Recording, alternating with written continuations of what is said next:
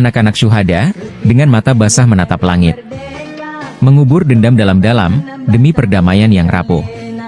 Setiap langkah mereka berat, beriring kenangan luka. Menyisakan hati yang nyeri, tertahan di antara harap dan nyata. Demi Aceh, mereka pendam amarah, membungkus sakit dengan doa. Menggenggam butir-butir MOU Helsinki seakan harapan terakhir. Namun 2 dekade damai berlalu dalam kehampaan. Janji-janji kesejahteraan hanya menguap, mengepul bersama angin. Setiap hari, mereka mendengar bisik janji yang tak terwujud.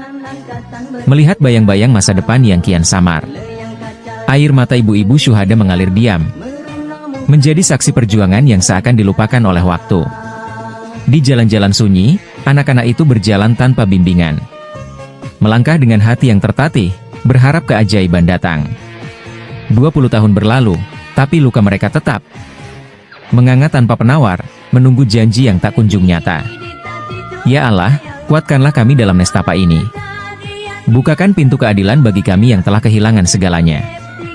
Jadikan damai ini lebih dari sekadar kata. Hadirkan sejahtera di tanah kami, di hati kami, di masa depan anak-anak kami.